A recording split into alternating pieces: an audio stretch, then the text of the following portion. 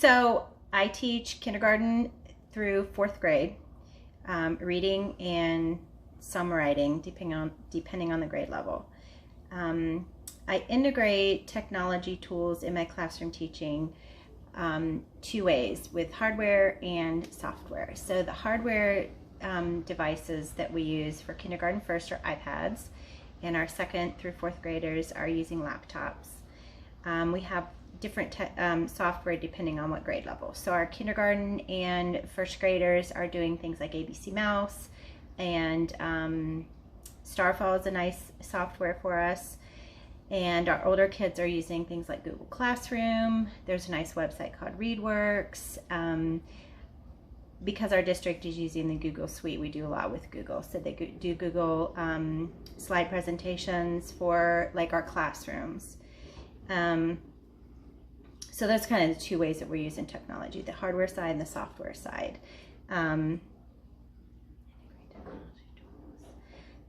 For this pandemic now, that's what the Cincinnati Public Schools has assigned. K-1 are using iPads with certain specific apps, and the teachers are posting their lessons, their classrooms onto what's called Schoology, which is a district-wide platform. It's kind of a communication, takes attendance, they do grades on there, but we're having to link more user-friendly for the little kids onto a Schoology.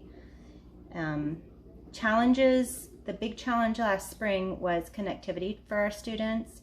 You know, lots of them didn't have computers. They were trying to do a lot of stuff on their phones, which was hard to do, like read, you know, passages, respond, do writing, math worksheets. So just them having the devices was a big problem in the spring. So now all of our K-12 students have a device, and Spectrum has offered free Wi-Fi for them. Still a connectivity issue with us, because if you have multiple kids in one house and they're all trying to use the same connection, the bandwidth isn't big enough, especially if they're trying to have a couple of things open, like a Google Classroom and watch a YouTube video, or submit an assignment and listen to a teacher during Google Meet. So that really is what we're finding now as the school year started, with multiple kids in one house, or that nobody's home with the kids, and so they're at daycare and they're trying to connect and with the teacher during her teaching time, and they just can't because they're at daycare. So parents are trying to come home from work and catch their kids up, and they've got 4 or 5 kids. So it's really difficult for the parents to manage all of this for more than one kid if they're working. We just have device issues, anything with the hardware side of it, you know. Some of our parents couldn't even get the device turned on. Some of them didn't know how to log on. They don't know how to have two tabs open up so they can be on a Google Meet and then go over here to a worksheet they have to do. So I guess it's just the usage of the different devices. And right now we're really trying to be mindful of how long the kids are on the devices. You know, we don't want to have screen overload with it. So we've scheduled out for little bits depending on the grade level. So the kindergartners might be on a Google Meet for 10 or 15 minutes and then go and do a sheet or go on a hunt around the house and then come back at a certain time and do maybe 15 more minutes.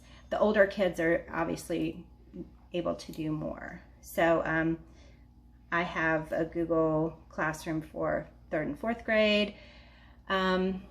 Last spring I did a lot of read alouds. I just read on Dojo was another one. Dojo is a website that was set up as more of a behavior management system, and the kids would come in and and I used that for 3 or 4 years before I started, you know, when I was in kindergarten. And it's nice because they get points when they're good, and then they can communicate with parents, and it was a nice connection with the parents. It was easy and nice. It was cute. It had little avatars.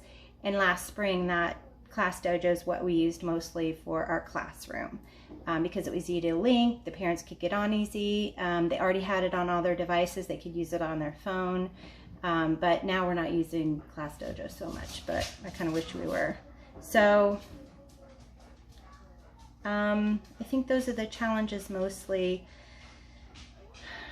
I mean, we've only been doing it for 3 days now, but just logging on, we're finding a lot of security issues. So when kids are on a Google Meet, who's in the background listening, or they forget to log off to the Google Meet, so it's open all the time. And there were some last spring, like 2 kids in one classroom didn't log off the Google Meet, so they were on it like all night. So, you know, we're finding out a lot of things about these great resources that you kind of have to make sure it's secure for the kids. Is that it? Okay. All right. Thanks.